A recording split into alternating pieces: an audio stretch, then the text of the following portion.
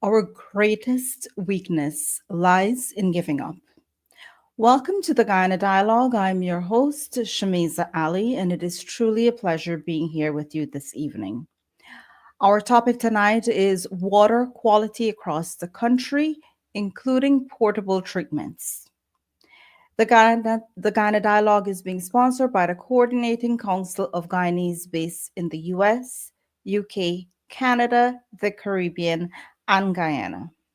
Funding support is by well known philanthropist Dave Narayan from Dave West Indian Imports. Please welcome my moderator for tonight, Dr. Tara Singh, who is a distinguished political and social scientist. Thank you very much, Shamiz, and welcome to our viewers. Welcome, Dr. Tara. Our panelists tonight are Professor Munirampudu and Dr. Ganga Ramdas. Hello, guys. Hello, everyone. Welcome. Our guest tonight is the Minister of Housing and Water, the Honorable Collin David Croal. Welcome, everyone. Good evening. Good evening. Good evening. All right. Go ahead, Dr. Tara. Yeah. Welcome to our viewers. Welcome to our panelists. Welcome, Minister Collin Croal. I know we're going to speak almost exclusively on the water situation, but I believe that Guyanese, especially in the diaspora, would like to have a quick update on the house lot allocation so far and how many housing your ministry has built so far, how many houses. If you can give us a quick update before we move on to the subject per se. Go ahead.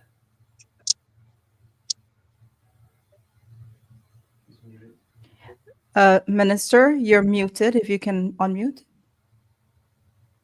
Good evening to you. Good evening to your listeners. It's a pleasure to join you once again. You're correct. We're always focusing on housing, and so by the time we get down later into the program, a lot of information in terms of water gets neglected. Just to give you probably a quick update on housing, we're progressing well. We're progressing past our manifesto commitment. We have committed 50,000 house lots, 10,000 annually. That's no longer our target, so we no longer speak toward our manifesto commitment.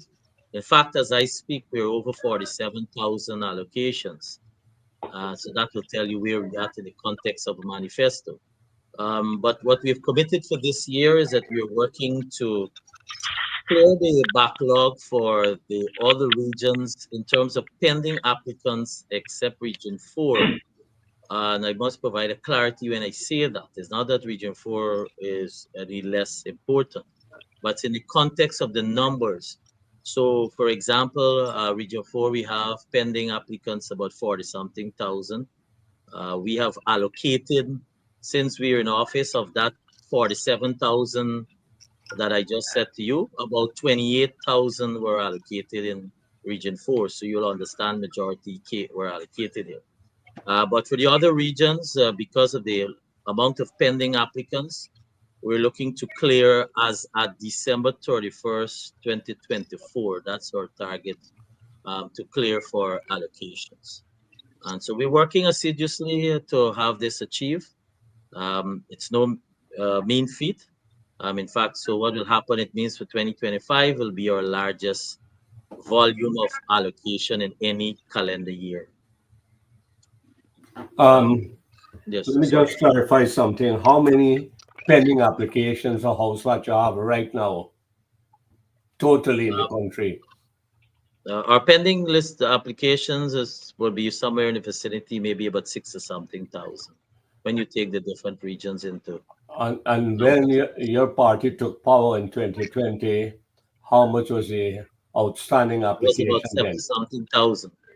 But although we've allocated 47,000 plus, you have to be reminded that every day there are new persons who are applying.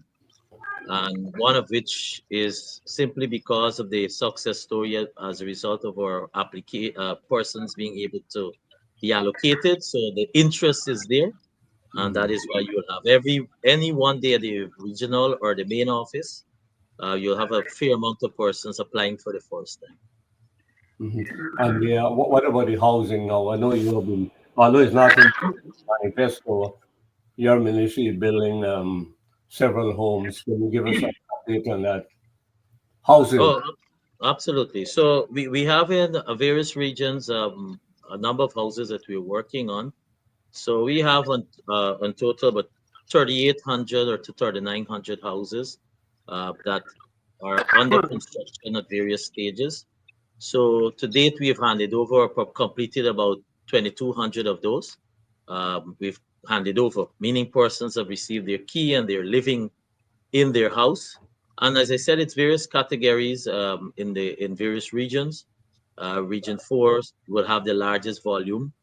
There has been a lot of interest, however, in the what we call the young professional houses. Um, but the reality is we've been keeping the costs at minimum. So hence, in terms of contractors' involvement, would not be that voluminous. But we have been able to respond and help in this niche. So I would say, as I speak, we will have about 1,500 houses in progress at various stages for completion, meaning already awarded and already under construction being built. All right. Thank you. We'll have to meet with you later on to go forward into this, but I really want us to touch on this water situation because recently I've noticed in the press some criticism. People are complaining about coloration in the water, and they have been criticizing the government. So if you can give us an update when you took office in 2015, how much potable water was available to people in the coastland as opposed to the hinterland, and what is the current So, situation so if now? you allow me to probably make a little presentation on that, and then you can come in with some Okay, of your go ahead. with your question, because Yeah, I want us to understand the journey that we're on, yeah. and it's a journey because we have made some commitments, and I'll go into the reality of what our commitments are. But Mhm. let me say this: when we started at August of 2020, what we found, we would have found we had, in terms of the performance of GWI itself, Guyana Watering, uh, financially was not doing well. In fact, I would say they were under collapse. They were indebted. They were operating at loss over $1 billion. And then they also, in the last government, you had increased staff tariffs, as well as even at the banking system, there was overdraft, and they also had a high debt to suppliers. Issues about spare parts and excess in order to be able to respond to leakages, etc., was high. We found in terms of the infrastructure side, you had a number of customers who were waiting long periods for connection. You had a number of unaddressed leakages, about 8,000 unaddressed leakages. I'm giving you some statistics of what we met. That similarly, you had in terms of even in the procurement side, a lot of questionable issues about procurement. They had put VAT on water. You recall all of that. So that's what some of the things we met. Their loss, their water loss that increased. So they had increased about, would say about 72%. The metered coverage was only about 52%, although they had committed a target of close to 100. And treated water, just remember this, treated water at when we took over was at 52% coverage on the coastline. When I say coastline, I am referring to from Charity to Crabble Creek at that point. And so 52%, that's the reality of what we met. What did we commit? We committed, and allow me to I'll quote some of the manifesto commitments and expound a little. So you can refer back to page 37 of our manifesto commitment. We committed to ensure that the water rates remain affordable. We reduced from the time we got in office, we reduced the tariffs by 5%. We then removed the VAT on water. So this was important. So we're talking about over 182,000 plus customers when we reduced the water tariffs by 5%. Then similarly, we reinstated the water subsidy to pensioners. What it meant, the first 10 cubic water received by the pensioner is provided free of cost. This is something we introduced. It's about 32,000 pensioners we have on the database. Every year and annually, about average $283 million. That's alone on that subsidy. Now, I'm making these points for you to understand all of these interventions have happened. There's been no new increases in terms, as we've committed, in terms of tariffs or any charges. In fact, you have had reduction. And at the same time, when we speak later in the program, I'll talk towards the investment that is happening. So we have to examine the investment, the reduction, and again, all are geared towards ensuring that persons are able to get a better quality of water. We spoke about on our manifesto, we talk about the expansion of treated water. We invested, we had a program, we designed a program, and we committed that treated water by 2025. So we're in 2025, right? Treated water by 2025, by the end of 2025, should be about 90%. Reminder, when we took over at August of 2020, it was 52%. We have ongoing investments about for 7 large water treatment plants, and I'll go into detail on that in a few. I'm just giving you the summary on terms of what we committed. We have a number of upgrades for small treatment plants, changing out of the distribution lines, etc., upgrading of a number of inline filters, and over 200 kilometers of transmission lines that we've installed. So these are some of the things we have done as a result of the commitment we have made in terms of our manifesto. Then similarly, we spoke towards the reduction of loss in the system. That's a commitment we made.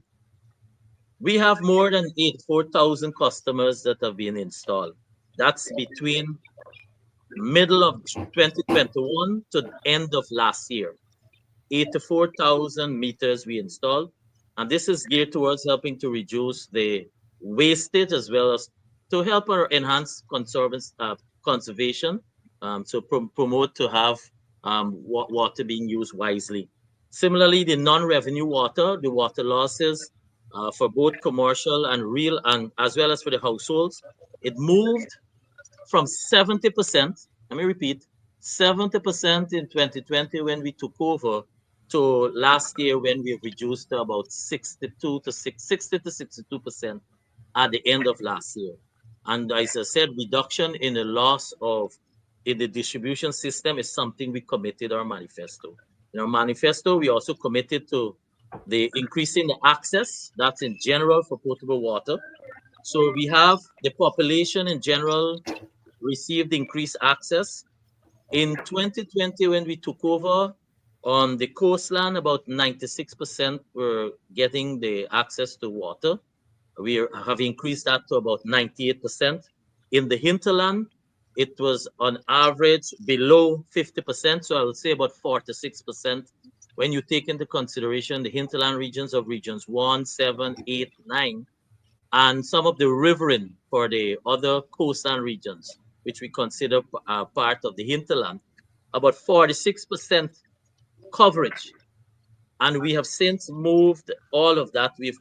At the end of 2024, we have moved the coverage in the hinterland for water access to potable water to about 91%.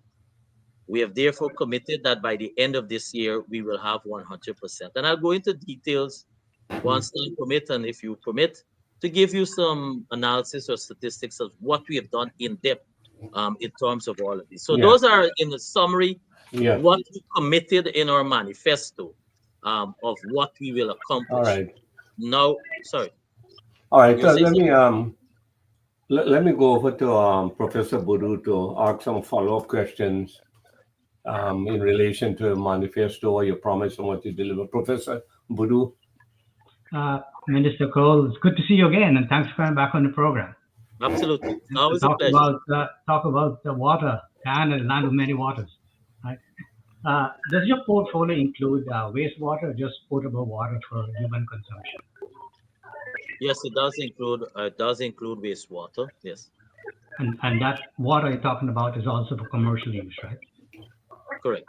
Good. So when we talk about the potable water, would be for usage, yes, both at residential and commercial purposes. And You asked about waste, though, because if I can use the opportunity, I just want to give as much information okay, as go ahead. possible so persons can understand what we're doing. Our focus on this first period, as because with the level of investment that we've made, is to ensure, as I said, the commitment on our manifesto. So that will be access, quality of water, changing out of distribution lines, the main systems, etc.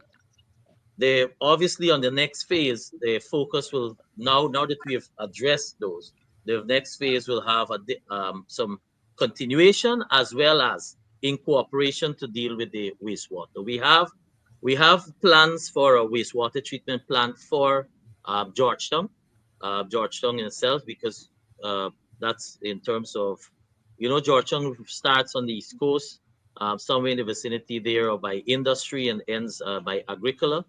But we also have for both Georgetown as well as for urban centers. That's where we're starting with for wastewater. So yes, there is going to be an aggressive program to address wastewater in the upcoming period. So for each residence, let's take residence for example. For each resident, you have a meter. Who pays for the meter? Right. So the meter investment is part of our overhead cost. The custom pays for a minimal fee in terms for that installation. But that's something we've committed to, because there are many advantages for metering. Metering is not unlike what the perception. A normal customer, the perception is when you're metering them, it's because we're trying to get increased revenue. Not That's not it. It is to be able to have accurately recorded, one, what you're consuming. Secondly, put some responsibility in terms of usage, so it minimizes the wastage by the households or whoever is using. So it's a subsidized investment by the government of Guyana for the procurement of the meters. The procurement of the meters are part of our capital cost. And you monitor the meter regularly. I mean, every month you have somebody reading the meter. Yes, And but we have. what is it? So you're accustomed to the traditional reading, somebody coming to the household and reading. We're moving past that. So we're Okay. moving on to the smart type of meters. Basically, you just take the data, the Mm. digital information, and record it in terms of the consumption. And is that now you use the word smart? Does that also include um, smart system throughout your distribution and your production system? So So yes, you know where leakage is occurring and who is so actually I'm glad you stealing. raised it. So I had the opportunity to attend the water conference in Trinidad. They were hosting it a few months ago, and Trinidad would have invested in the dashboard mechanism that basically in the room and you look on the wall. And I'm using nearby. I mean, it's happening all over the developed country, but I'm coming near home. And so you're there and you can monitor the leakage. You can monitor the pressure from any one area. You can isolate. So against versus now, if somebody reports, I'm not getting water at X location, then what happens? The team has to go out and they have to do some isolation and well, they start wide and coming in to narrow where the leakage may lie. With all of that becoming under the computerization system, then it will address it. So we are not there yet. We work and the plans already started in that engagement. That will be part of our focus on the next phase. Could you give an idea what it costs per liter or cubic liter of water for a resident? So from the household, on the household level, the cubic cost of cubic meter is about $10, $106 per cubic meter. Well, and they don't pay for meter. That's pretty good. So Well, you yeah. apply for you pay for applying for your Uh, connection, right? uh, But that's part of the investment cost. yeah, all this water you're talking about, the groundwater, correct? Absolutely. Yeah. So we're moving towards the freshwater source. The Hope Canal is, when we talk a little on the treatment plants, we can talk in depth about that. But the Hope Canal will be the first project where, in a major way, that we'll be using freshwater source to be distributed to the household and be treated. Similarly, we have already had the studies being done and to be funded now on the East Bank tapping into the conservancy, as well as phase 2, because this is phase 1 for the treatment plants. Phase 2, where our new housing schemes are being developed, because, for example, on the East Coast and the East Bank, the housing schemes, the new housing development are going inwards. So when it goes inwards, it's going closer to the conservancy. In fact, in some locations, we have reached the conservancy. So on the East Coast, we will expand further to be able to tap into the conservancy there for harnessing that water to be treated, to be sent to the household. That's where that's our future, where we'll be going.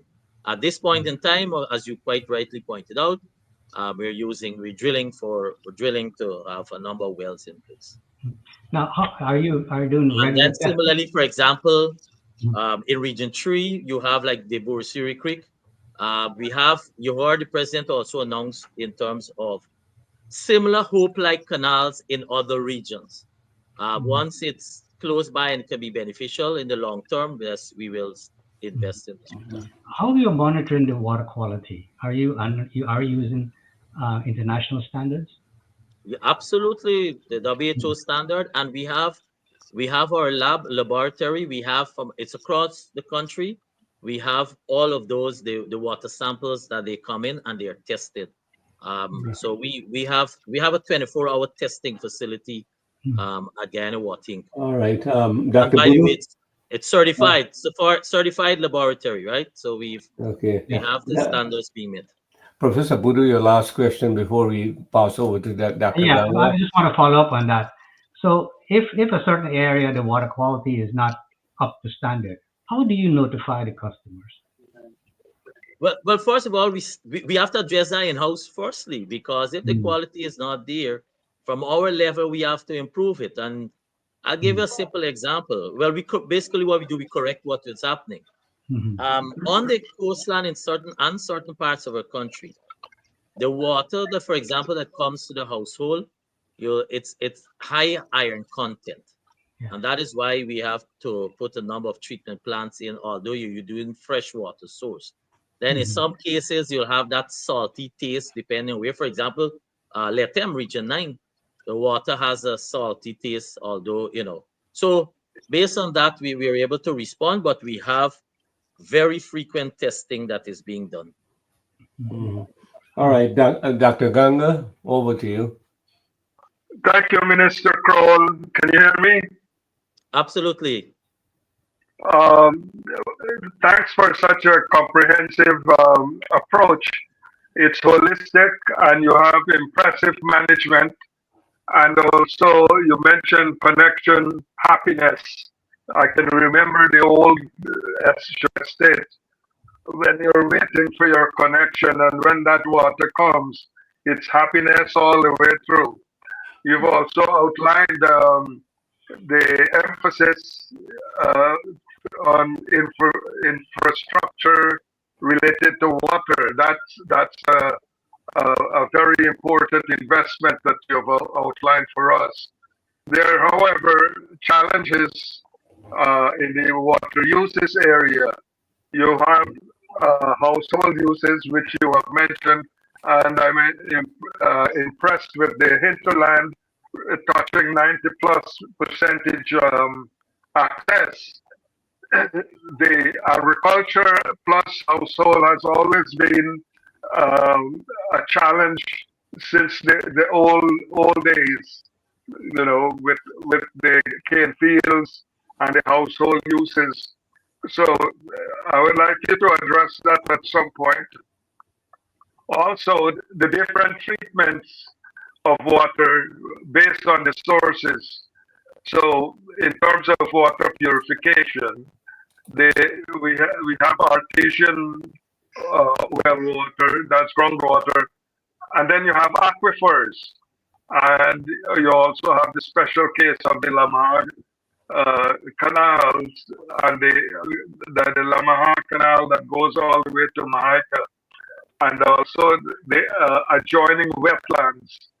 So I would like you to address these, and then we'll rejoin with the special tests for metals, heavy metals, and also in the mining areas, the tests for mercury. I'd like you to touch on those. Sure. So we spoke about metering. So the metering to the households, that by and large address the usage for the households. The large agriculture areas, that's not something that is basically under our purview. Their water use, as you mentioned, the water users, they have water users association, etc.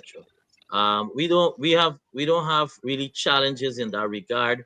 In terms of the mercury though, that is done in collaboration with the Environmental Protection Agency, EPA, because any like this, the complaint in this regard, we have testing that is being done.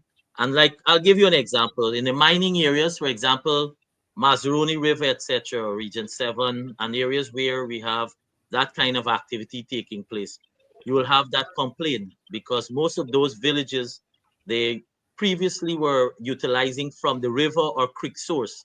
Now you have high turbulence. You have high turbulence where sometimes when rainfall happens, when you have heavy rainfall, or similarly when traversing or when there's mining happening. We're committed to removing everyone from river or creek source. We're committed to that. And when I go into details for you on what we have done in the hinterland, you'll realize how much work we have done. And so this is an ongoing process. But the commitment is that everyone who has access to any water that is not treated for the coastland must be getting water through a treated source. And then we move onwards to the basically the tongue areas, like for example, Letem, where Bartica already has a system in place. You have Madia, Mabruma, etc. So those tongues. And obviously, as we go out, we'll then start expanding further because the investment we make. Sorry, you were saying something? So the investment we're making for the treatment plants is something I really want us to go in depth to offer for our listeners to understand, because some of it is just requires a little more patience. And as I said, what we inherited, you basically is half of the population, where the majority of the coastland, the majority of our population live on the coastland, and about half of those were only receiving treated water. What you're living in an era now where on social media or some of these sites, chat rooms, etc.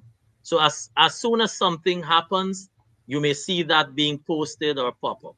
You will not necessarily see the success or the changes happening. You won't hear too much about that. But we are addressing it. And if I can, well, when you're ready, if I can speak a little in depth on terms of what we're doing for the coastland, for the treated water, because that is something many of your listeners would like us to know extensively, because it's important to know persons who live in particular areas when they'll be addressed. But I'll wait on your instruction for me to proceed. Dr. Ganga, you follow. Dr. Tara, Yes. if I may, can we just take a quick break? Okay, go ahead. Yeah. We'll be right back. Yeah, go ahead.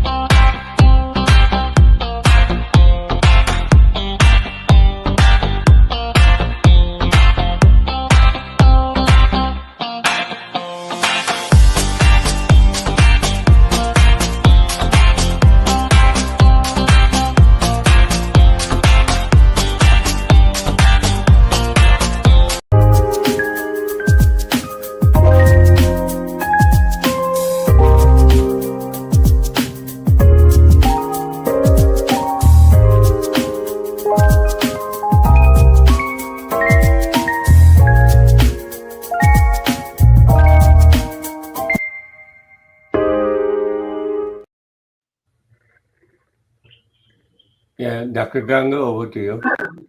Yes, I'm concerned about the agricultural. Dr. Ganga, very quickly, I just want to remind all of our viewers to get their Mother's Day flowers at Dave West Indian Flowers this weekend. All right, please continue. All right. Yeah, how do we tackle pollution from agricultural runoff where fertilizers affect our wetlands. How do we tackle that challenge there? We have not been utilizing water from that those agricultural land, main agricultural land where you have spraying, etc. That's not something that I don't envisage any issue there. We have not been utilizing water from that source. So, So you mentioned about the conservancy too a few minutes ago. So Shelter Belt, for example, the conservancy, well, you know that passes over under the bridge at Sheriff Street. That water is then processed and treated, and that comes to George, distributed to the with support from a number of wells that is then distributed to the Georgetown system. But it's all treated. do we have any source water from wetlands and aquifers across the country anywhere? And how do we tackle those? Yes. But a very important point, because you're asking about fertilizers, which will only be from when you have runoff, if you have rainfall, etc. But that doesn't really affect the aquifers, because you remember you're going down there, in terms of getting your source of water. So it's no challenge for us. And just quickly, the routine tests and the special tests that we make to all our sources, how can you explain that, please? You're talking about the laboratory tests that we do that you're asking about? Yes. Yes, It's a sample policy. tests. It's a policy we have from all of our stations and from households. We do random testing of the water that is coming. So that's a routine that we do, and it's being done to WHO standards. And the municipal water tests, what do we apply there? What did you say? Municipal water test? Like city water, do we do household sample testing? Oh, sample tests are done all over the country, including the hinterland. So there were complaints about the water quality. I presume some of that might have to do with Georgetown, for The example. water quality complaint mainly it's the untreated water. So it's and you drink it, it's two things. When you drink it, how it tastes, and you will most likely taste a high iron content. And secondly, the disfigure in terms of that redness in many of the locations. So if you look at the country area and so forth, and you see when they use that water and they throw it on the wall, and you see our over running tank, you see that redness. That's because of the iron content. And so that's what they speak about mostly when they're complaining about the quality of water. All Um, right. and so what you will see is in some cases, in some isolated cases, and I want to use this opportunity to say this, in how every household and by and large now also have tanks. There have been some frequent cases recently where we've sent out basin complaint, because I do get a lot of complaint on social media. When we send out our teams, it's not necessarily water coming, but it's also from that some cleanliness has to be done at the household level in terms of the storage containers being used, etc. But that doesn't take away in terms of where we don't have treated water being delivered, what has to be addressed. But if you give me, let me just explain what we're doing to address the whole aspect of the quality of water on the coastline. I'll be really welcome to do this. Okay, yeah, well, you can do that, but I just want to ask you a quick question. Sure. The making of soda, where they get the water that they make these different soda, soft drinks? What water they use for that? So some of the factories, they have their own internal well system. They have their own private wells that they would have gotten permission to drill and utilize. For example, Banks CIH has their own, DDL has their own private well. Mm. Okay, yeah, go ahead and address your question, and then after that, Professor Boudou will ask some follow-up questions. All right. So what have we done on the coastline? On the coastline itself, there, in order for us to address the quality of water that is to come to the household, requires many things. One, it requires for us to put in a number of new treatment plants. So we have 7 large treatment plants that are at various stages that address it. That's in a major way. That's 7 in about 90 something, in some cases 100% complete. You would have seen commission to date would have been the one at Wales, and then you would have seen us also commission one on the east bank of Demerara at Caledonia. We also have, for example, on the Naming in Region 2, that should have been commissioned, unfortunately, the very weekend 2 weeks ago, but that will be rescheduled shortly. So that is to be commissioned. That is completed. That's Region 2, and that's catering for basically half of Region 2. We have another large treatment plant at Purika that we've constructed. That's by and large completed. We have the water course in terms of the well nearing completion for being developed. Then you have, for example, at Parfait Harmony, Wales, as I mentioned, those will complete the Region 3 for the investment that we made, the initial investment. Similarly, for Region 4, we have the Caledonia system. We have Cummings Lodge, as well as Bachelor's Adventure for Region 4. The Bachelor's Adventure is a massive investment. If you go past on the East Coast, you will see it taking place there. It's about 80% complete. The Cummings Lodge is about 90%. So within the next few months, those will be completed. All is within this year. Those few plants that I just mentioned, these are about a total about over $9 billion on the plants itself, the treatment plants itself, just about $9 billion. When you take the Hope Canal that I just spoke about, it's another about 6 point something billion dollars.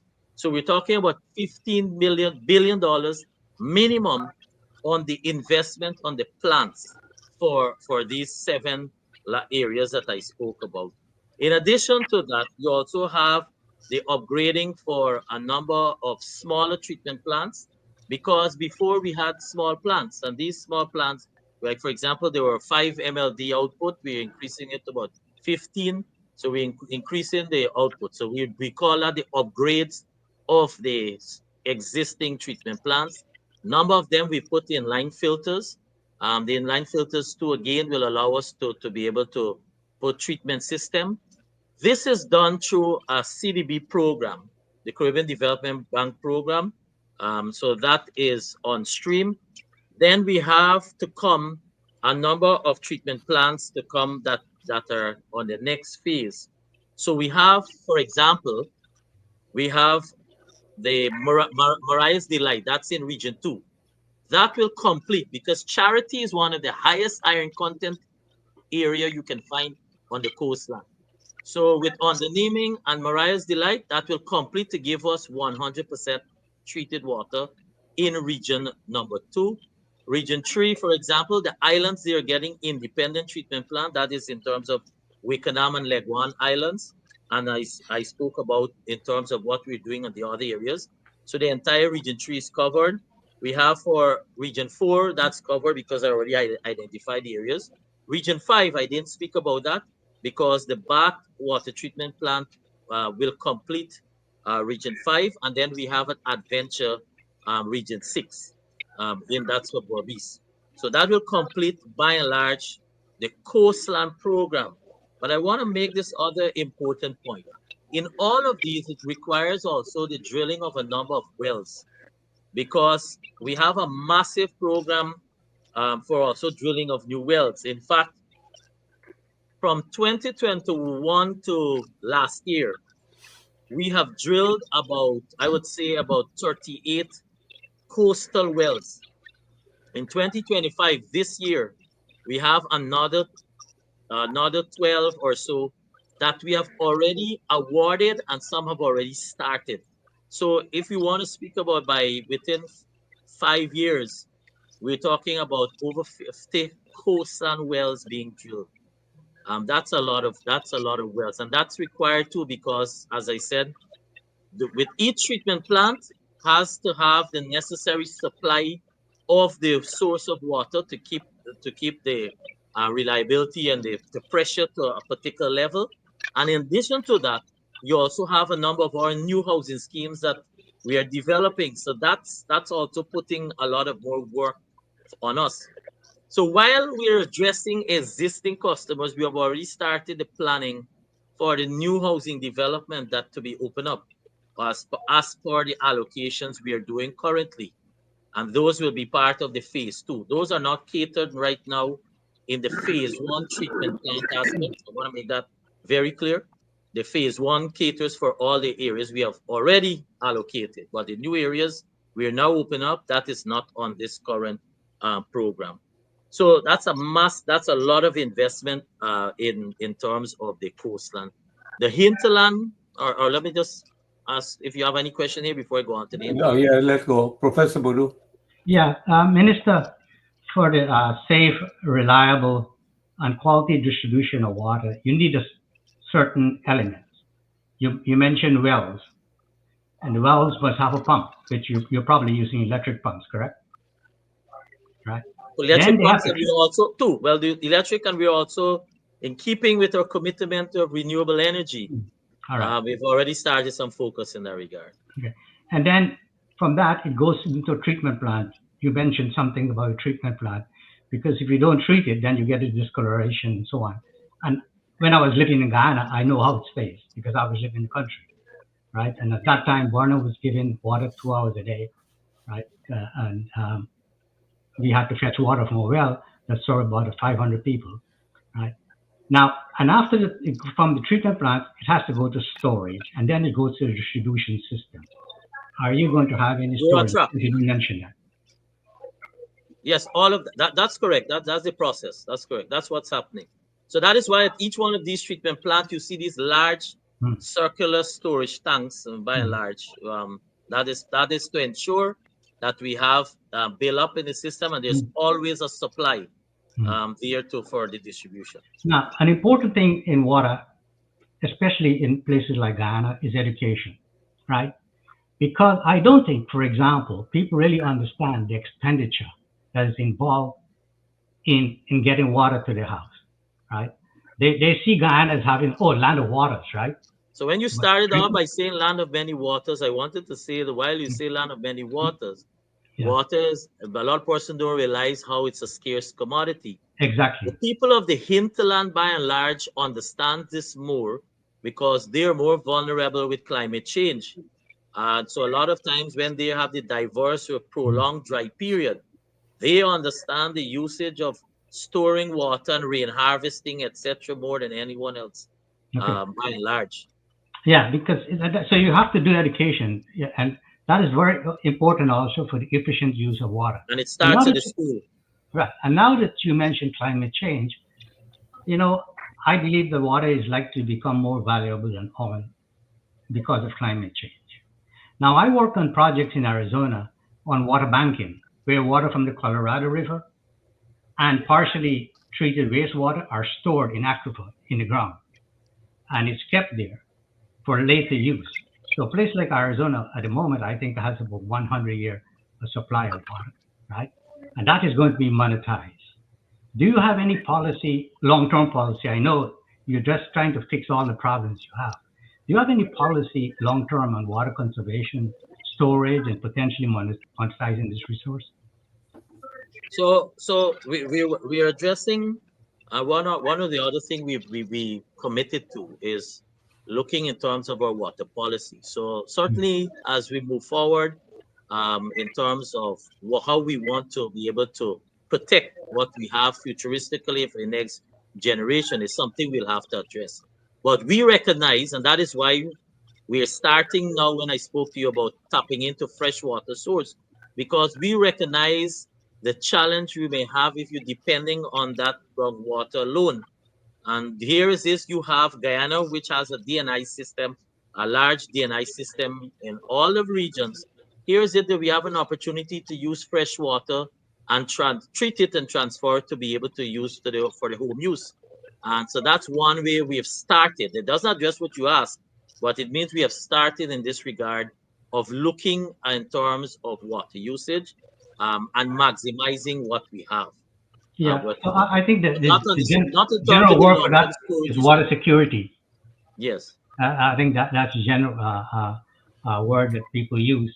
Yeah. And for that also, you need very smart technology, water So there's management a technology. collaborate. So the with Guyana Water Inc.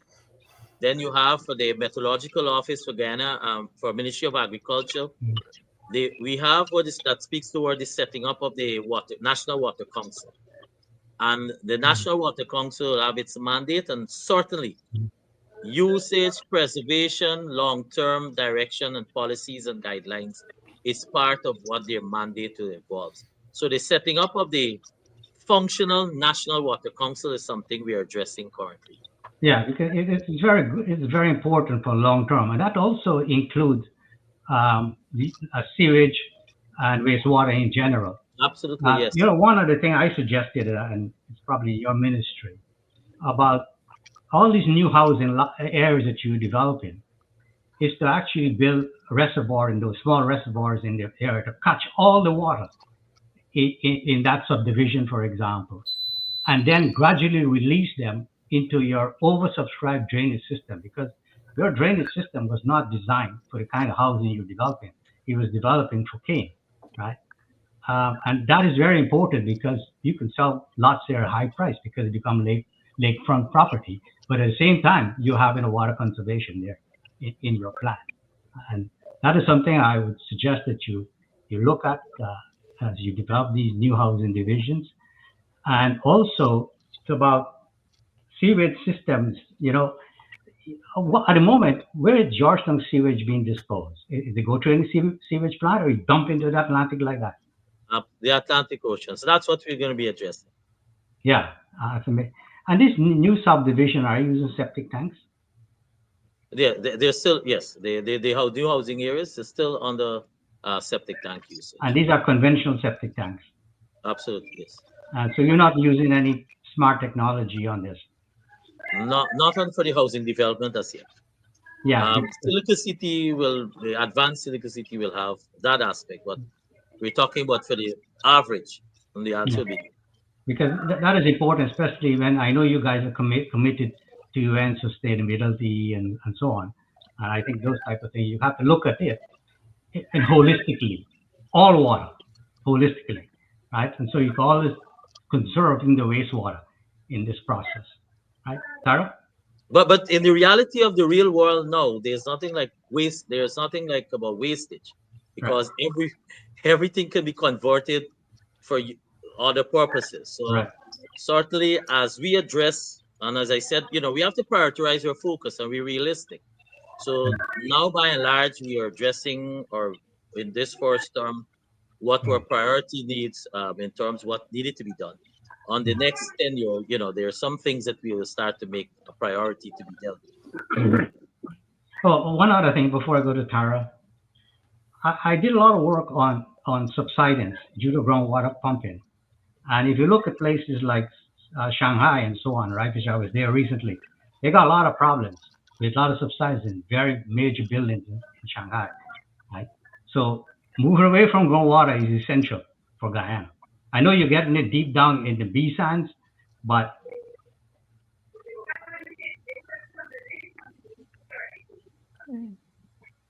Dr. Tara, please continue. I believe we lost him.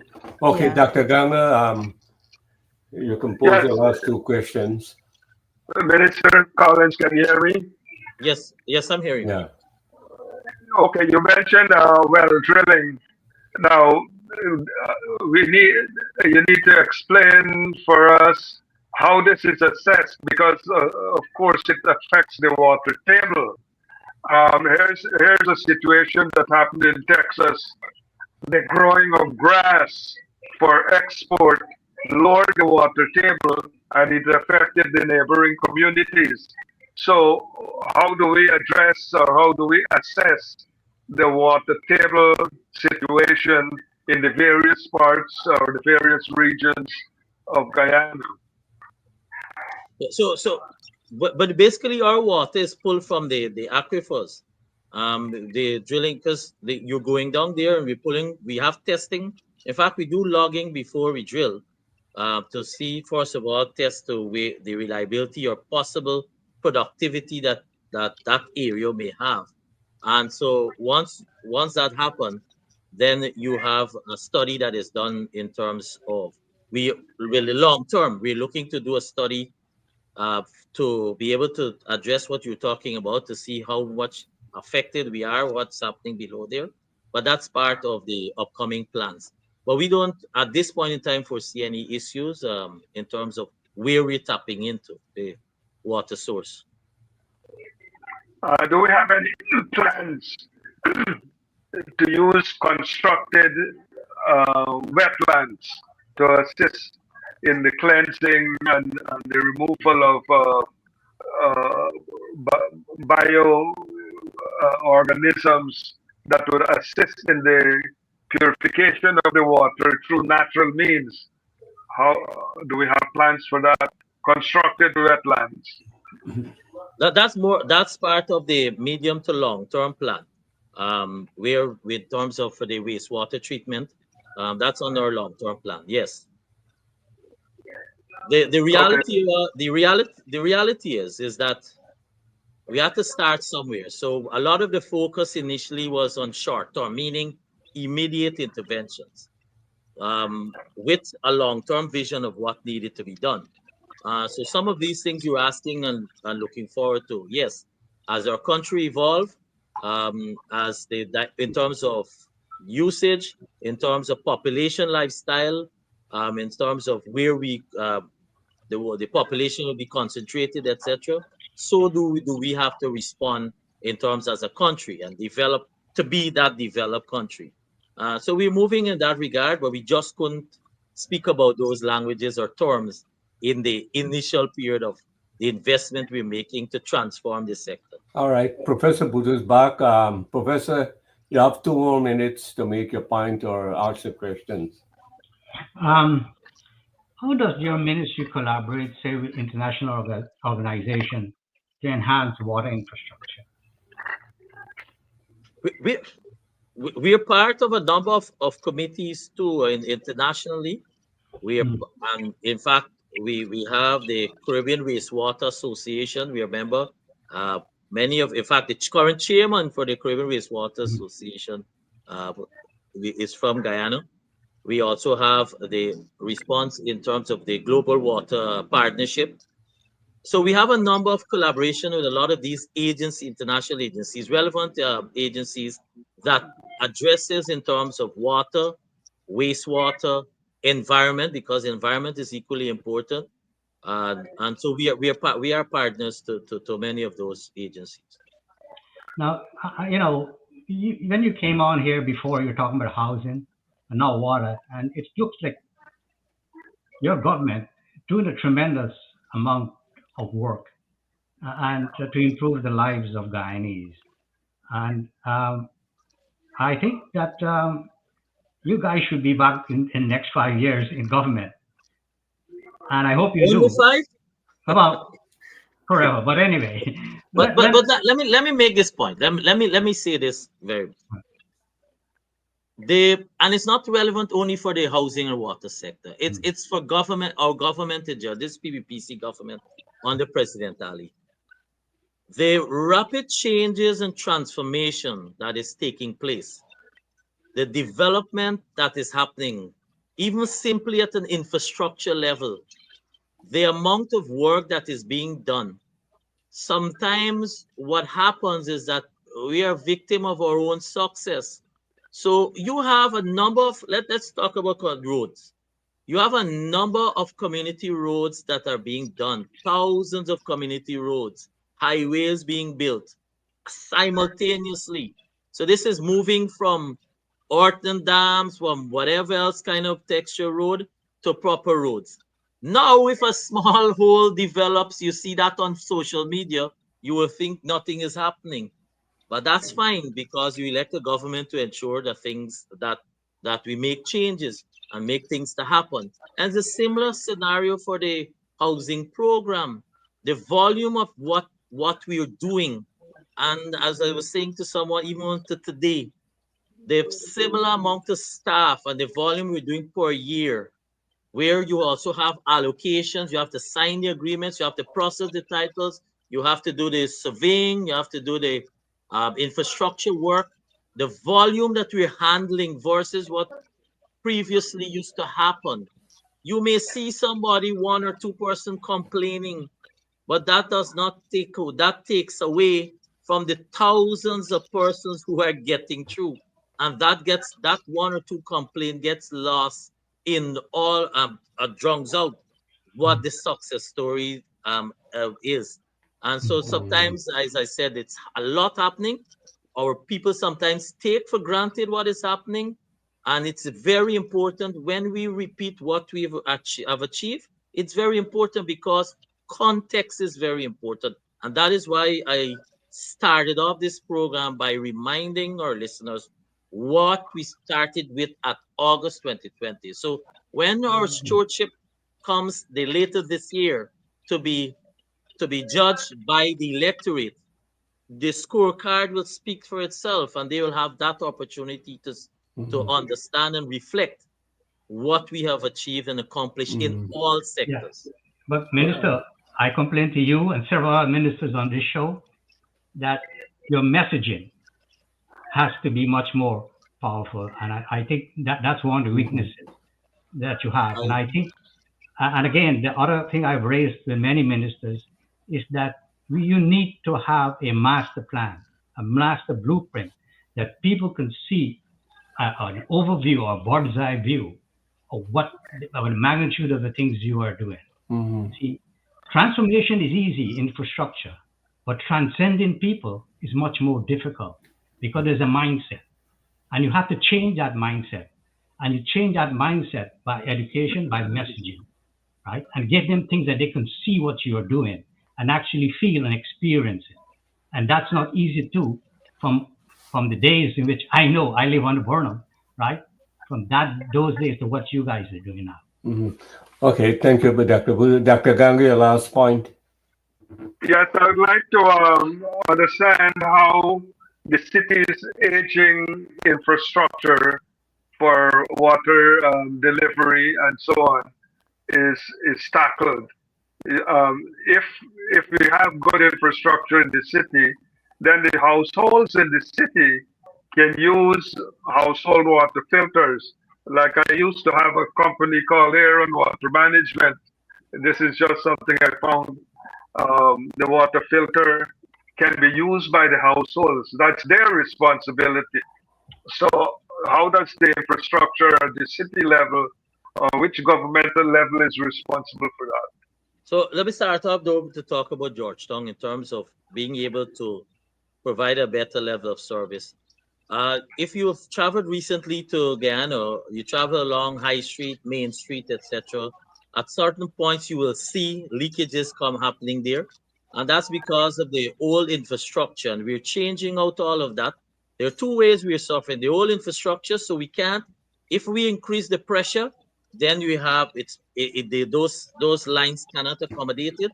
And secondly, the weight of the trucks that are traversing now on the roads, it has put a lot of pressure on those old system transmission lines. So we have a massive program to change out the main transmission lines at Central Georgetown, and that's an ongoing exercise. Some of it, because of expansion over the years, the old lines, some of them, they're in the middle of the road. So that's why you see that leakage from time to time, whether it's by the Bank of Guyana, whether it's by the Guyana, etc., Ministry of Finance. We're addressing that. These are over 100 years or over a century old pipes we're talking about. So we're changing out all of that. That's the massive program we're doing right now to address Georgetown that will allow us, therefore, to have reliable and increased level of pressure because obviously at the household level in Georgetown, you have higher buildings that are going up. That's one. And secondly, the sophistication in terms people are living a much more affluent lifestyle. So we have to respond accordingly. Yes, but we have an ongoing Georgetown program for the changing out of the old transmission mains. And I want to make this point quickly because I know somebody from your listening public may say to you, you see a lot of those in the corner of the road. You see a lot of the area being dug up. That is because in every area we have a program to change out the transmission lines. As I said, these are old lines. And secondly, in order for us to respond to increase the pressure, then we also have to change the size of the pipes, etc., and the type of pipes being used.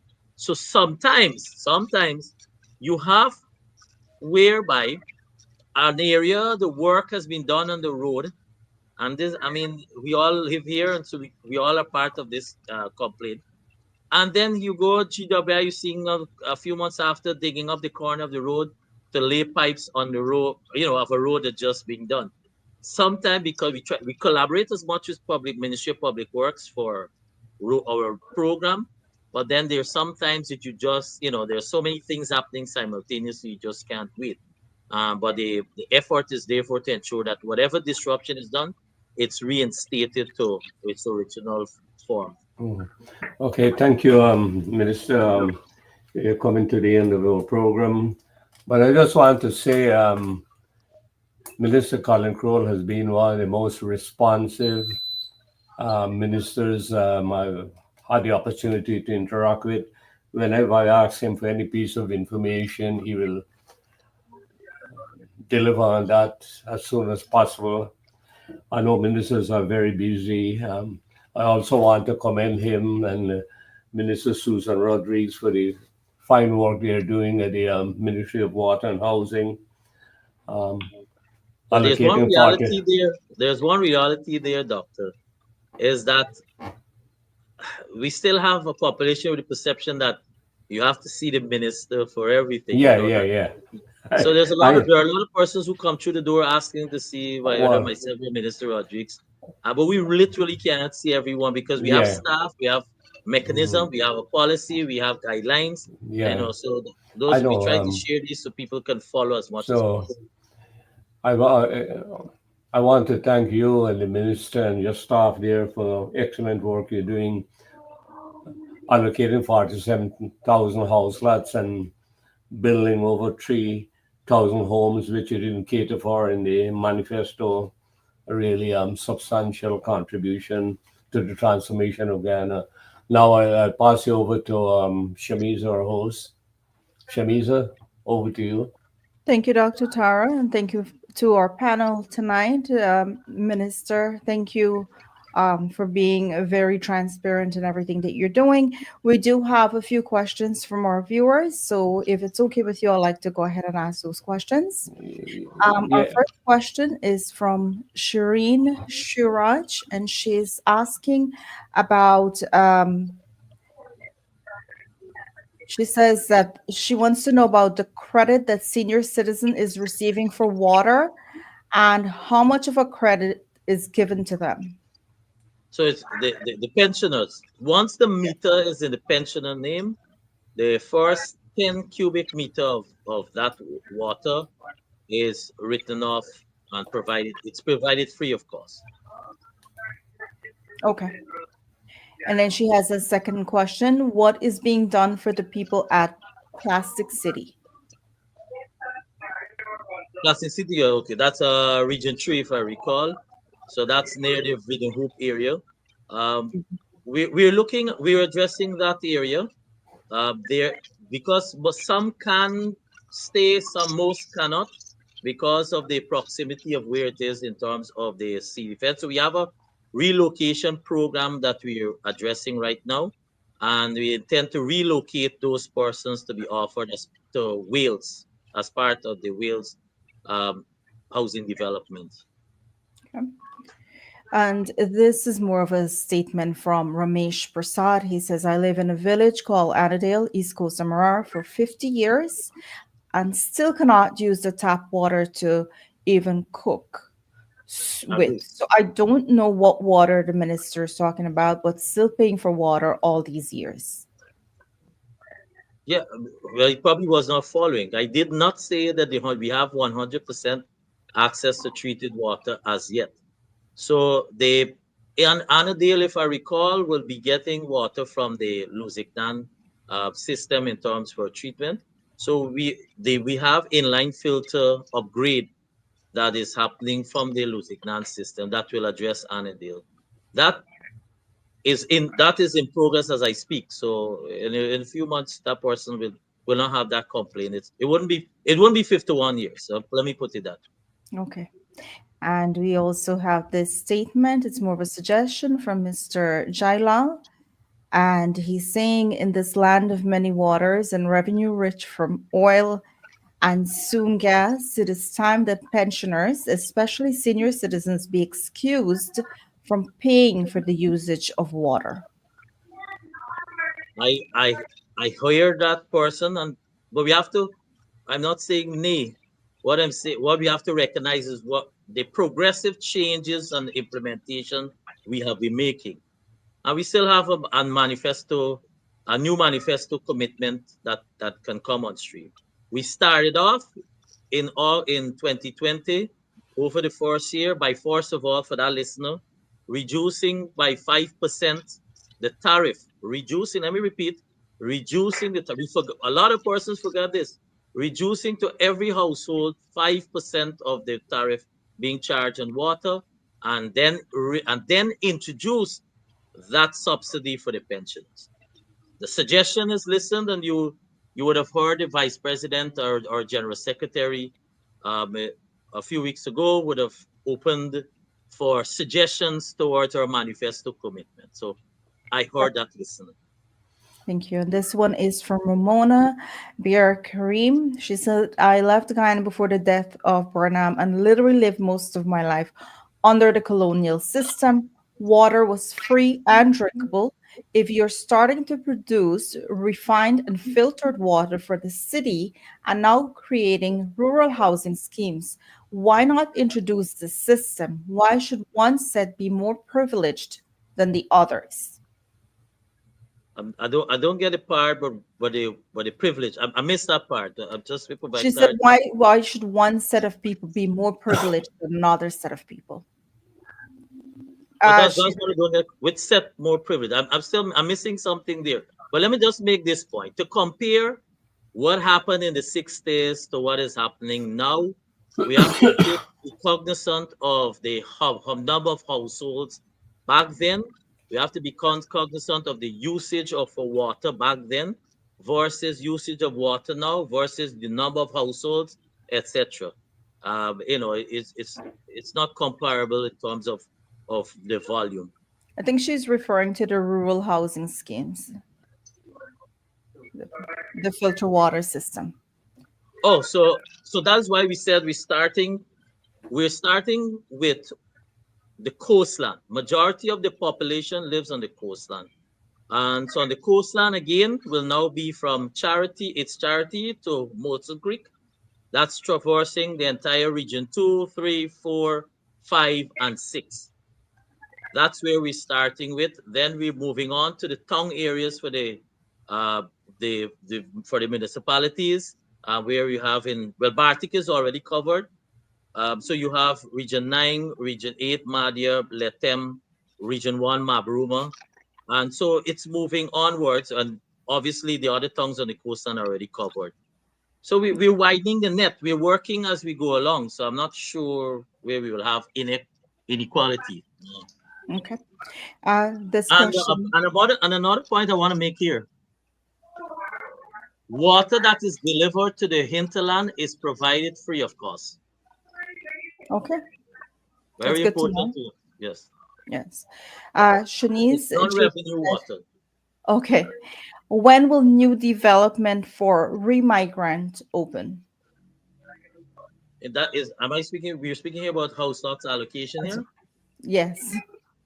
So what we have is if persons have remigrated, what we have now, once you've established yourself back here and you've established that you've remigrated, those persons with applications are integrated as part of the category for which they fall under in terms of our allocations. Thank you. So if it's a high income, well, more than likely they're high income, they're integrated part of our high income allocated schemes. All right. Well, thank you so much for again being here this evening. Thank you for uh, you know answering all these questions, and I want to thank our panel for tonight for being here. Dr. Tara, thank you to you. Dr. Ganga, Dr. Budu, thank you so much. And to all our viewers, thank you for taking the time to be here this evening. Till next time. Actually, as a matter of fact, Minister Collin, I'll let you go ahead and take a few minutes and give us your closing remarks. I Well, apologize. Please go ahead. absolutely. It's a pleasure to be here once again. I always like the opportunity for your listeners to know what we're doing. It's very important for persons to understand what we're doing. And so I want to ask for our population, for those who have not started seeing or in terms of realistically at the household level of the water that is being delivered. In a few months, most will. And then we also have ongoing programs to address everyone. But it's a massive program that we have on stream. This is not pipe dreams. This is a reality of investment that we're making. And so we want to ask the population to be a little more patient because I know there's this perception. Yes, there's a storm to say we're oil and gas country. We're do the emulation of Dubai, etc. But we have to be realistic where we started and be realistic of has happened in the period and where we're going. And once we understand that journey, then all of us will be on the same page. And so we'll continue to work hard as a government under President Ali, and this will could be no different under President Ali's second term. And so to ensure that the services and the betterment is made for our people and for this to happen as quickly as possible. Absolutely. Thank you. Beautifully said. Again, thank you for being here this evening. Minister Cole, don't go off. I just want to talk to you briefly for a minute when No we go problem. offline. All right. Until next time, I am your host, Shamiza Ali, and this is the Guyana Dialogue. Good evening, everyone. Thank Good you. evening. Good evening to our Good evening. listeners. Good Good evening.